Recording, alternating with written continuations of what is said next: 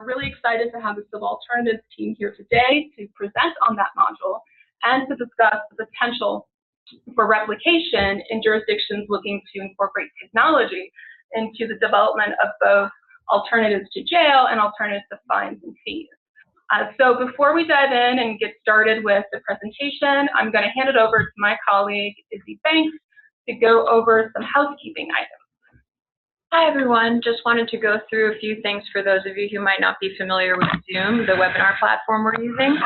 So to adjust your audio settings during the webinar, just click Audio Settings at the bottom left side of your screen. This will open a window that allows you to change your audio device and adjust the volume. And you can also click the little arrow next to the Audio Settings button to change your speaker.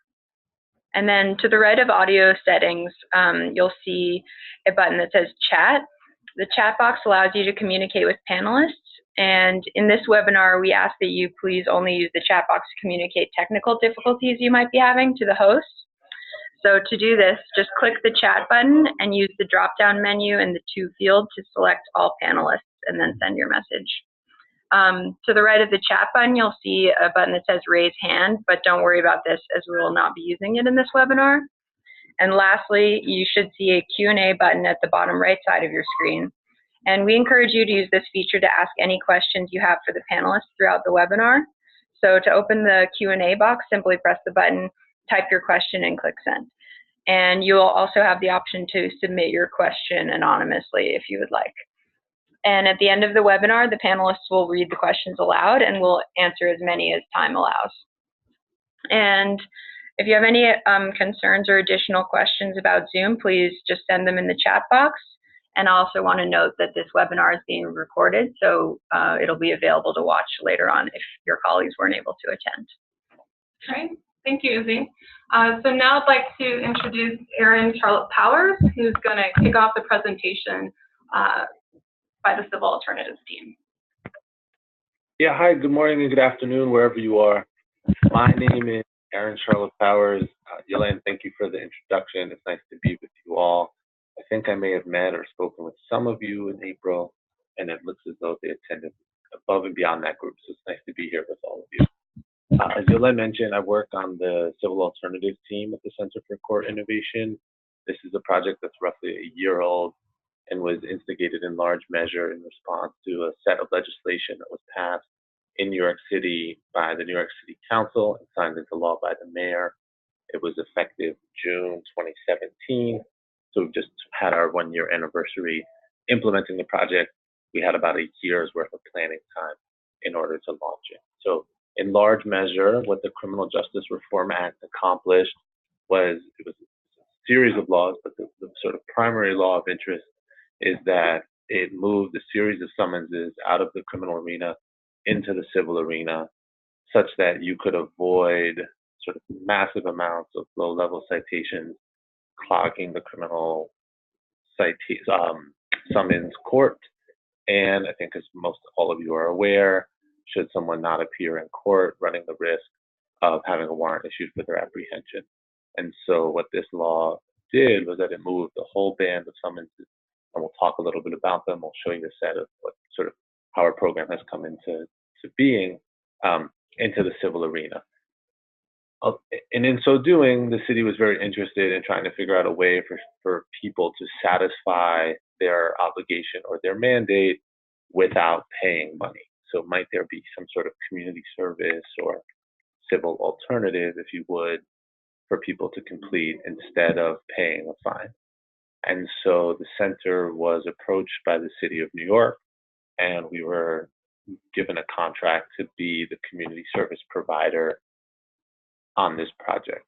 We work with an organization called OATH. You'll see that acronym on your screen, OATH. It stands for the Office of Administrative Trials and Hearings.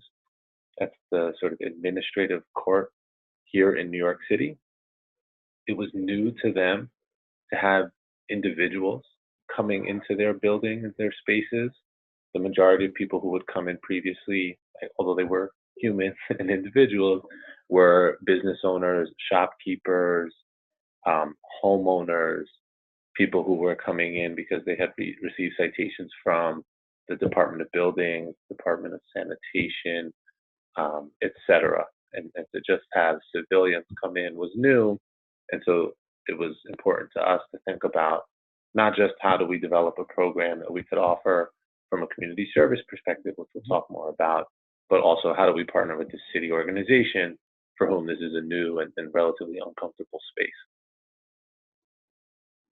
In terms of this question of the sort of application of procedural justice, which is the third bullet on the screen, this is something that we tried to think a lot about, and it really did become the framework that we used to think about how to develop some sort of e-learning module.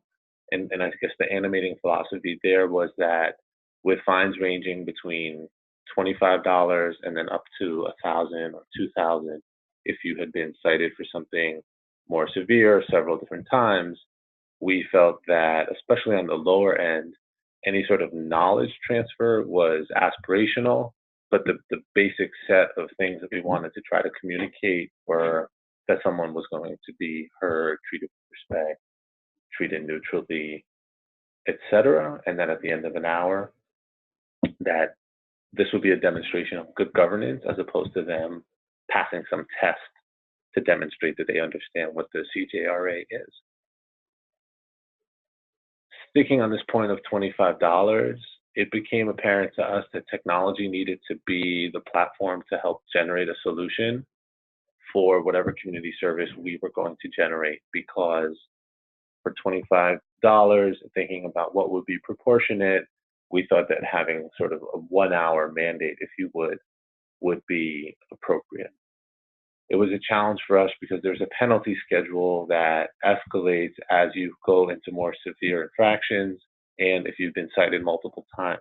So like I was saying earlier, it starts at $25 and then escalates into the hundreds or the low thousands. And so we tried to come up with a way to have 1, 2, half a day and full day programming using technology for the higher volume, lower dollar amount, more transactional types of community service, and then reserving staff time, groups, or referrals to other projects that the Center for Court Innovation administers, such as the Red Hook Community Court, for the higher dollar amount. Furthermore, the other reason that technology became attractive is that, as required by the law, it was essential for us to come up with programming that could be offered in 7 languages starting on day 1. So the majority of our staff are bilingual, but we don't have the ability to hire people who speak 7 languages in all the 5 boroughs of New York City. So we got this charge through the law. We started to work with the city organization Oath. We used procedural justice as the framework to think about how to tackle this problem in tandem with technology, in large measure for the 2 reasons that I just said, the penalty schedule and the language challenge. And then we went out and we tried to find a vendor who would have the pedagogical sort of chops to partner with us in this work, and then also the technical abilities. And we did an RFP. We found a provider, actually a company based here in New York City, which turned out to be helpful but not essential. And we worked with them to develop an e-learning module, which we'll talk with you all about today.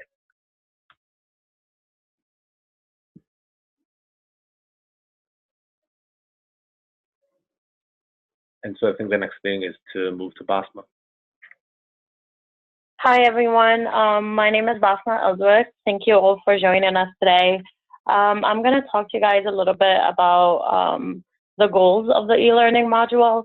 So just very quickly to reiterate what Aaron said, our overarching goal of the e-learning module is to practice procedural justice using technology. And the biggest way we're doing that is by having the e-learning module accessible in 7 languages, as Aaron mentioned. So those 7 languages are English, of course, Arabic, Chinese, Haitian Creole, Spanish, Korean, and Russian. So the e-learning module pretty much provides a lot of ease for scheduling. So on the days where it's really busy, people don't need to wait for a scheduled class to attend. They can just be set up with a computer and start doing the e-learning module on themselves, on their own, by themselves, at their own pace, They're not like restricted with like a group schedule or anything of that sort that you would traditionally be restricted to if you had to attend like a set group. So that's one of our biggest accomplishments. The other thing is it's very consistent. So whereas if a person, for example, is facilitated in a group, things might shift a little bit from one group to the next. Maybe the type of information they're sharing might change, the group dynamic might change. But if you're having someone completing this e-learning module, that you are guaranteeing that every person who's going to complete that module is going to be pretty much going through the same exact thing. So there is sort of like this equity or equality in the information that's being provided to the participants.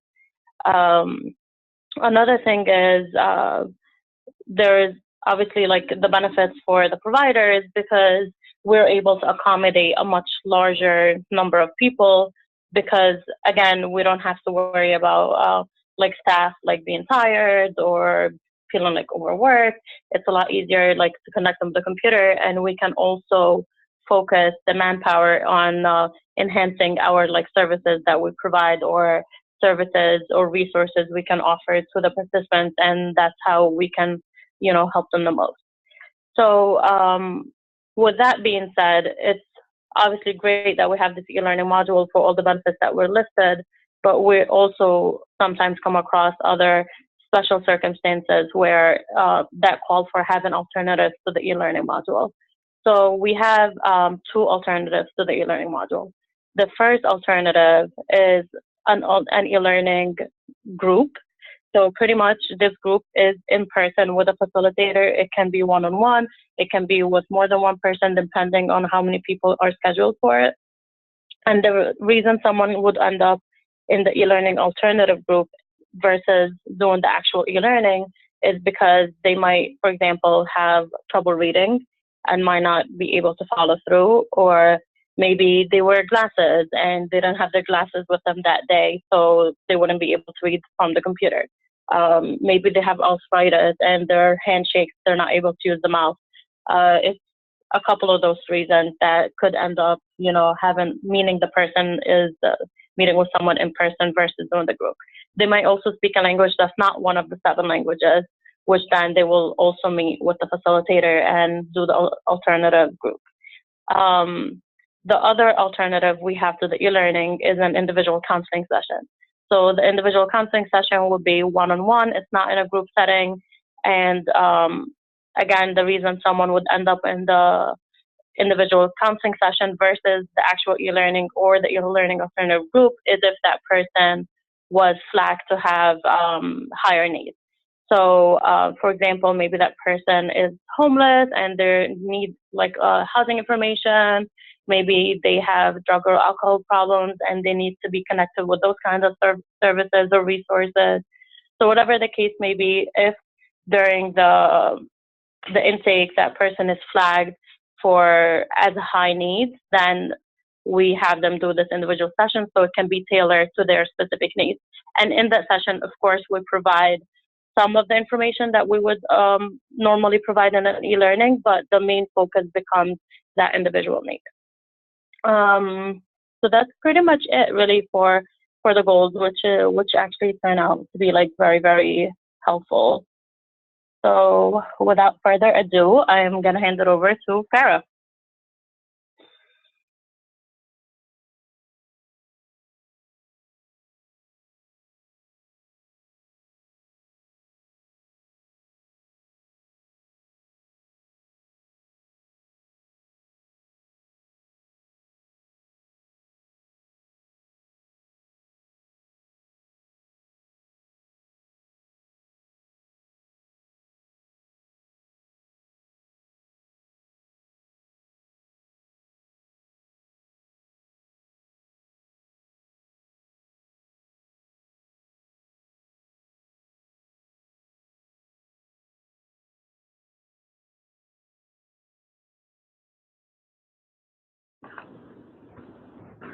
Hello, everyone. My name is Farah. I'm the Community Justice Facilitator.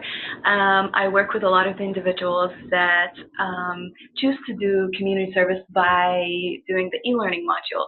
And I'm going to go through the module, which is very exciting to see. And after that, I will tell you more about the feedback that we received from our staff members and also from the people that we work with. So this is how it looks like at the very beginning. The person comes in, we explain to them that they only need to use the mouse, they don't need to use the keyboard. It really accommodates different levels of reading, different levels of computer skills, so we try to make it as easy as possible. So first things first, how are you doing today? We want to make sure our participants are feeling comfortable, and if there's anything anything that they need, we want them to be able to express that. So how am I feeling today? Oh, and as you can see, if someone is still reading or if someone stops using it, it asks them to kind of like get back to what they're doing. Continue. I'm feeling fine today. If someone selects that they're not feeling okay, then a screen comes out that says, okay, if you're not feeling okay, please reach out to the individual that set you up. So after welcoming them, this module explains where they are so that they are aware of what's exactly happening. So I'm going to take you to that page. Of course, it explains to them how to use the module, and of course, we are always around them in case they need any help or support.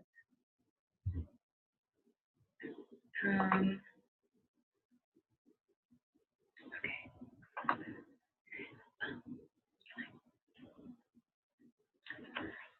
All right.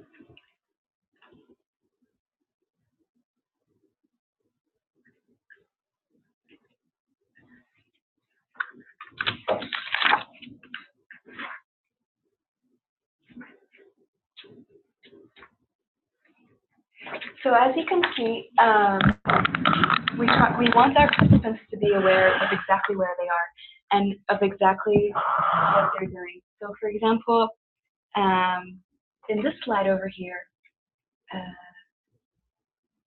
if they have any questions about what they, who's running this, who are you, meaning what this program is, they can click on it. So any questions before we move on, who are you? They can choose to do that. And then it gives them the answer. I'm here to help you navigate this session. It explains to them where they are, which building, what center of core innovation is, and they can get that information. Moving on, we also, over here, now of course when participants go through the whole session without, they can't choose which part to go to, but this is just for you all to see. So we want to explain to them what we guarantee them. So to be honest and direct, to be respectful, fair, and neutral. And they are provided with a lot of information. So if we go to here,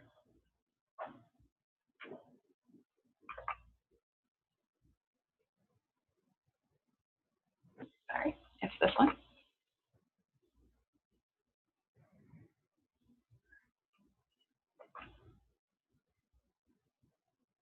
The first scene.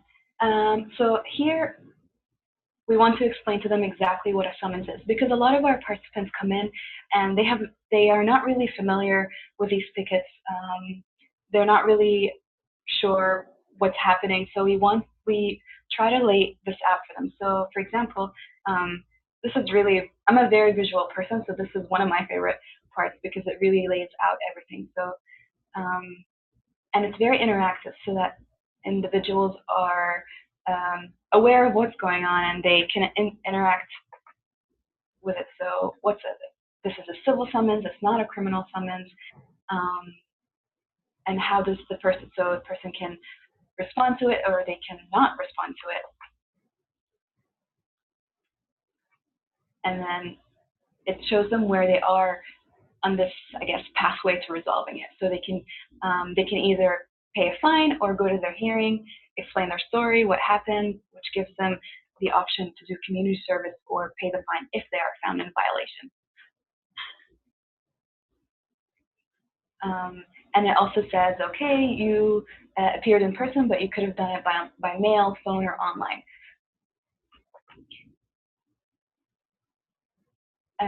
So basically, it really explains exactly what's going on. And so, for example, here, they chose to do community service, and this is how they eventually reached Center for Court Innovation to do community service. So when they get this portion of the module, they know pretty much where they are exactly. So if you move on a little bit to here. So a lot of our participants come in and they're worried. They say, okay, is this a criminal summons? Am I going to get this on my criminal record? And this module really explains to them that it's not a criminal summons. It is actually a civil summons. And it also asks them, so for example here, let's explore some of the other differences between civil and criminal summonses. Click on the option. Options of what the participant thinks. So what applies to a civil summons? Can result in an open warrant, cannot result in an open warrant. The answer is cannot. But if they choose the other answer, it will say incorrect, and it will explain why. So let's try this but incorrectly. What applies to a civil summons? Click on the one you think applies to civil summons. Can contest online by phone, cannot contest online by phone. This is the wrong answer, so it will say, sorry, that is incorrect.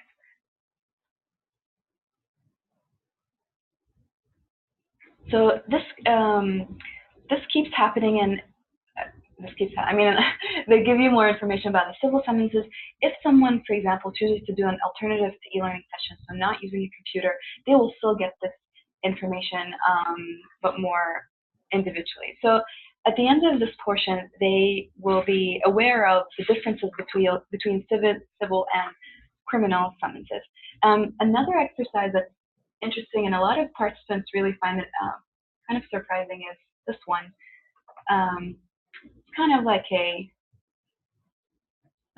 game. So, for example, these are all, some of them are civil summonses, some of them are criminal summonses. So click each offense and then choose whether you think it's civil or criminal charge. If your charge is listed, try it first. You already know it's civil. So let's say my charge was unreasonable noise. So what do I think this is? Can be civil, always criminal, can be civil. Correct. So participants go through, these are the most common ones, so public urination, public consumption of alcohol, or open container. Let's try open container. So what do let's say I say it's always criminal, but that's not true. It can be civil. So by doing this, by going through all of these summonses, individuals are more aware of the different types of summonses, especially the ones that fall underneath for the Criminal Justice Reform Act. Moving along here. So these are the most common offenses.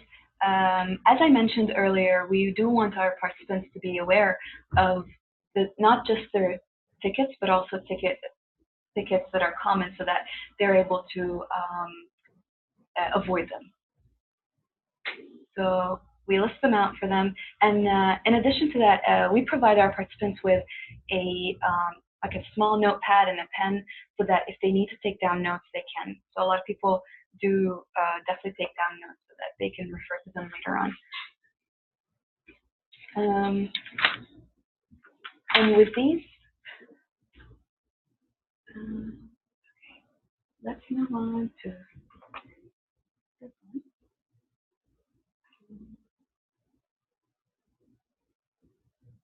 Okay, so here, click on each until you've seen them all.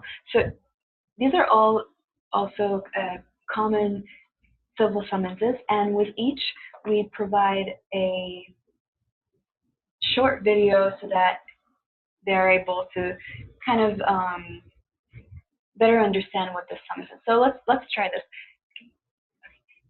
So they have the option to either read or play a video. I will play the video for you because it's very nice to watch, actually. Okay.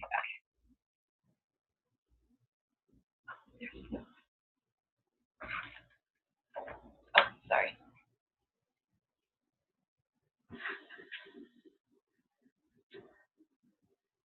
Oh, sorry.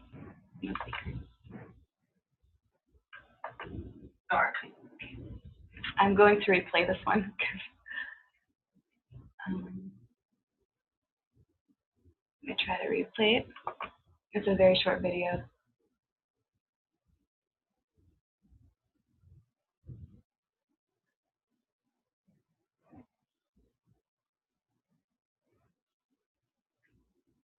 Okay. Oh, okay. Let's try another one.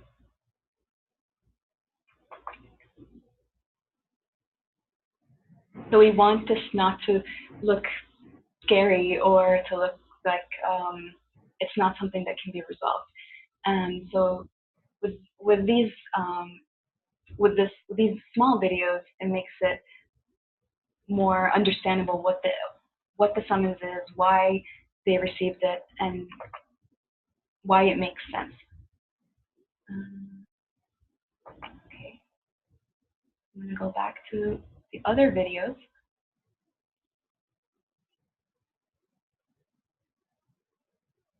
Or this one, I guess. My grandbabies love visiting their grandma here in Staten Island. I always take them to a nearby park. But when we went last month, some people had been drinking and left glass bottles and cans on the ground. It's nuts. Okay, I'm sorry about that.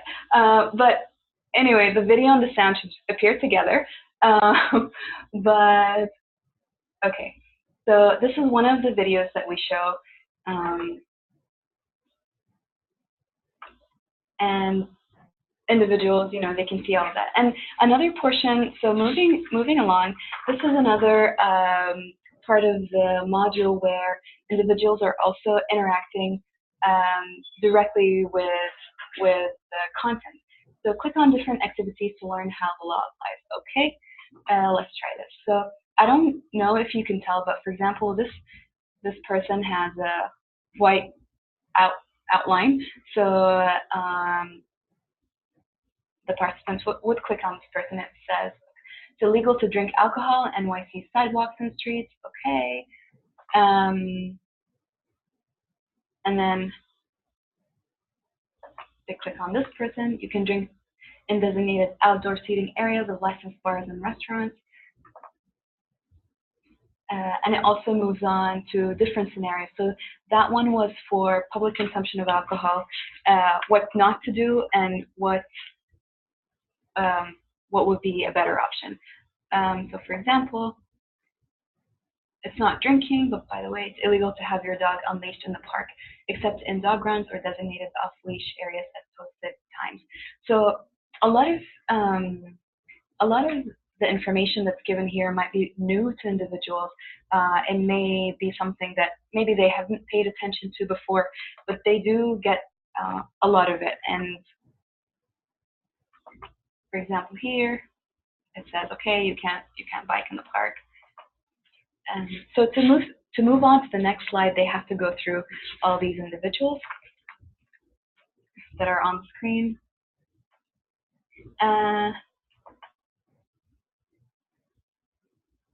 And lastly,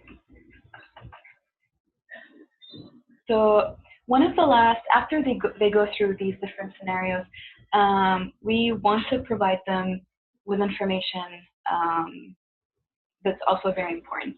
So I hope you're able to see at the bottom of the screen, there's four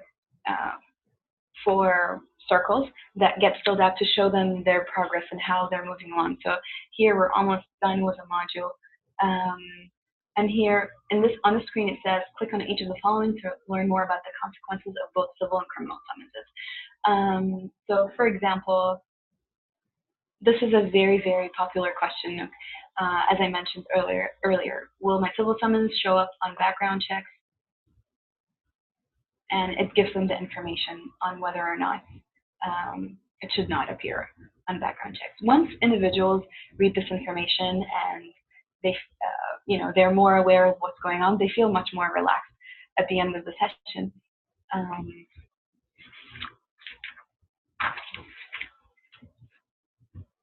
And if we move along a little bit more to here. So in addition to completing community service, which is this hour of e-learning, we also speak with our participants about any other resources that might be helpful to them. Some of the more common resources that our participants need are housing, employment, mostly actually housing and employment. So they are able to get some information about those here. So for example, employment and education, it gives them the New York Public Library, Brooklyn Public Library, some phone numbers. If they need even more information, we are always happy to speak with them after, to connect them to resources, to call organizations that could be of help to them. And finally, at the very, very end of this module, we check in on our participants again. So at the beginning, we ask them, how are you feeling? It's kind of like an embedded survey. So was the information you learned today useful? Yes, hopefully it was. Glad to hear.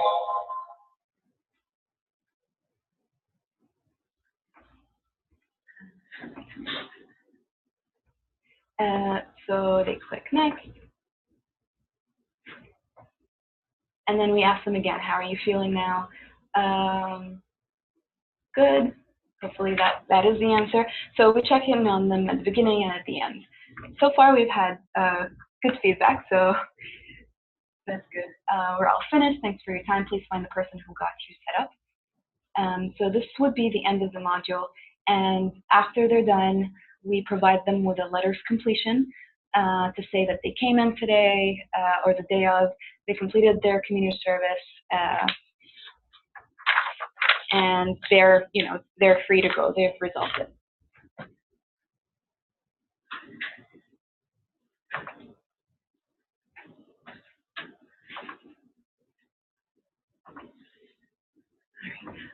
So I hope this was helpful, and please do ask, think of questions and ask if you have any questions.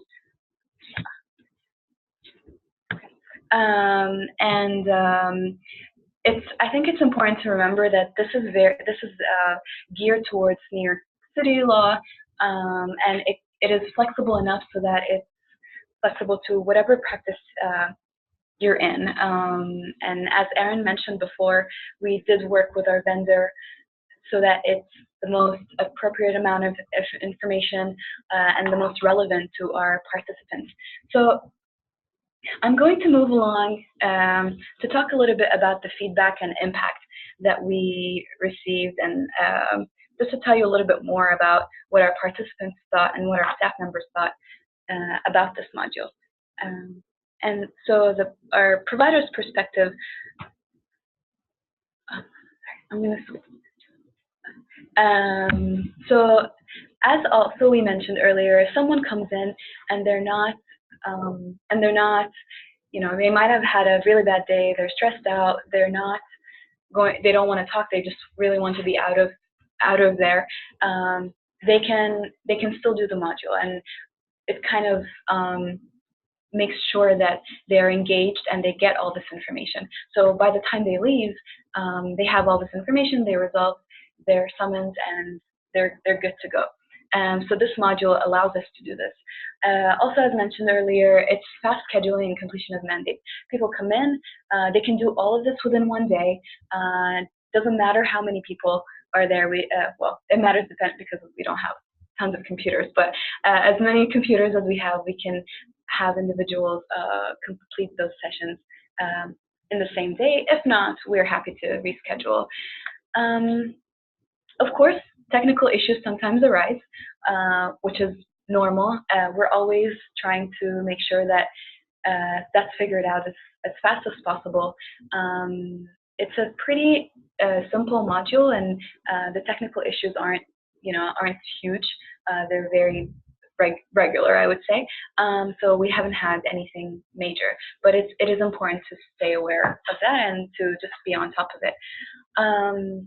One thing that might be a negative part of it is that so with an e-learning, you don't have a lot of time with the participants because they come in, they do their intake, and then after they do their intake, they get on the computer, complete their community service, and then we might have a little bit of a debrief after, which really removes our face time with them.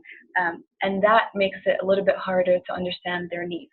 So it's not, it's something that we've been trying to not have as an issue. So for example, during their intake, we really try to understand their needs. We check in on them, and then we try to have a conversation at the end so that we know if we can flag them for any resources, anything like that. But it's definitely it's definitely something that is important to be aware of. We did ask our participants about what they think, and a lot of people come in, as I mentioned earlier, they're very stressed out, and they say, okay, I've had a long day, I was in my hearing today, I just want to get this over with. But we do, procedural justice is part of our practice. So once we talk to them about how simple this is, how easy of an option it is, they say, okay, why not, let's do it. And then they have told us that they feel they're respected, they feel that they're not defined by this violation, whether it was public consumption of alcohol, being in the park after hours. We haven't had a lot of people come back, which is good. It means that hopefully the information they're receiving is good information, it's understandable, and because they're more aware of what's going on, they're able to avoid these summonses. Because it's such an easy process, people come in, they do their community service, and they leave. We have a very high completion rate, and we try to be very accommodating so that they are able, our participants, to complete their community service. So for example, if they can't do it right then and there, we will reschedule them. I really like this e-learning module portion of it because it's very flexible. We saw what the needs of our participants are, what information is relevant, and it was basically made based off of that. So it's very easy to implement it. Lower levels of stress, of course, as I mentioned, because our participants see how easy it is to do it and how not such a big deal it is. Some participants really enjoy the information, and they do feel comfortable enough to ask us questions and express their thoughts and feelings about what happens, from when they got their ticket to the hearing officer to until they came to us. That's pretty much it for the impact and feedback. Please do think of questions so you can ask us. We're now going to move on to our Q&A, and as I said before about the e-learning module itself, please do think of it as a very flexible way to use technology as an alternative to civil fines, because it can be created based off of how the system works, and it can be very, very easy to implement. Okay, so one of the questions is, do you allow repeat offenders to do the module more than once? That's a good question. It depends on how many times it's repeated. So if, as mentioned before, we do have, for example, if someone did the e-learning module the first time, The second time, we can do an alternative to e-learning, which will be a one-on-one session. If it's more times than that, we don't want to give them the same information over and over again, but we do want it to be very useful, a good use of their time, and a good use of just them being there. This is Aaron. In response to Joseph's question, the one thing that I would add is that there's a probability that the value of the fine would increase should the person be cited more than once, or 2 times, or 3 times, or 4 times, such that the duration of the community service equivalent would need to sort of increase or graduate accordingly.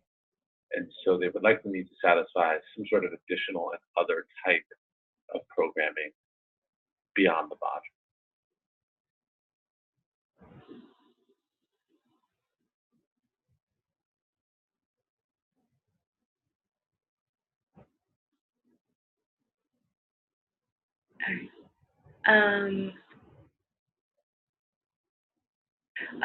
If anyone has any more questions, all right, we got another question. Does the participant need to bring the letter of completion to their proof of compliance court date, or do they inform the court somehow? Completion.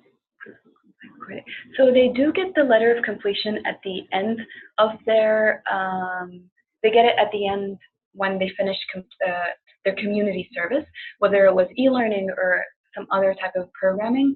And it's something that they can keep for themselves as proof that they did community service and that their summons is resolved. I hope I answered your question. Do they have to take that automatically to court or back to the administrative law? Yeah, so I can try to jump in here. Sorry, and I should have articulated this at the open, and I apologize. But for people who have received a citation from one of 4 agencies in New York City, the police department being the largest one, it says on the ticket that they need to go to the Office of Administrative Trials and Hearings, and there's one location in each of the 5 boroughs. A staff person from the Center for Court Innovation is co-located at the Oath facility. So when the person comes in, the participant or the respondent, they have to come in, they have their ticket adjudicated by a hearing officer at Oath, the Office of Administrative Trials and Hearings. We found that many of the tickets are thrown out as facially insufficient because they're written incorrectly.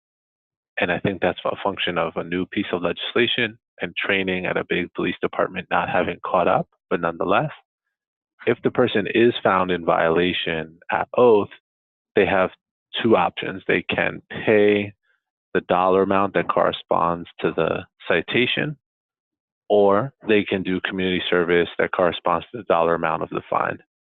They have the option to participate community service with us, be it the e-learning module or additional in-person services with a member of the Center for Court Innovation's team, again, co-located at Oath. There's a bank of computers co-located in the Oath facility.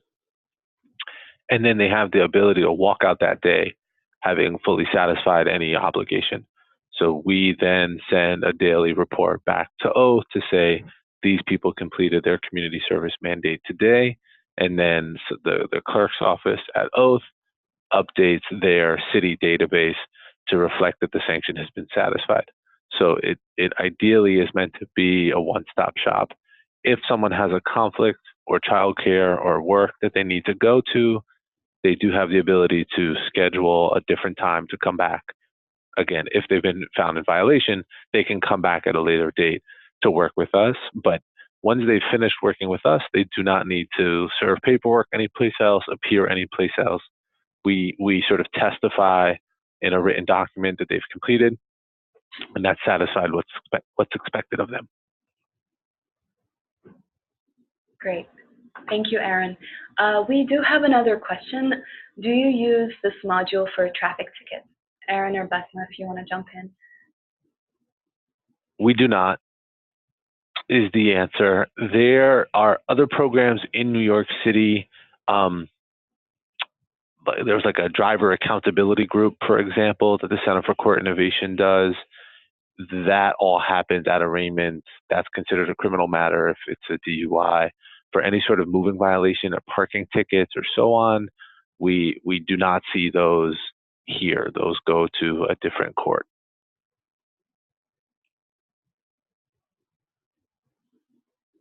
Great. Thank you But it's so not much. impossible in the future. It's a possibility, I suppose. Hopefully.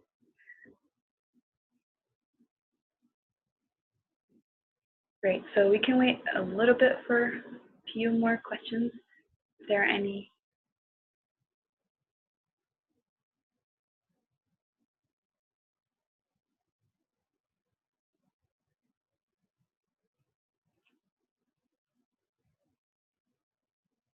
All right. Can we get your contact info? Yes, for sure. So on this slide here, oops, sorry, you can get my contact information. If you have any other questions, so it's mohmadf@courtinnovation.org. If you have any questions or any ideas, anything you would like to implement at your organization, we'll be happy to answer your questions. Please feel free to reach out. And if you could please also fill out the survey that we will send at the end of this webinar, that would be great. We'd really appreciate that. And thank you so much, everyone. It was lovely to have you all with us today, and I hope this was very helpful. And we look forward to hearing your questions. Thank you.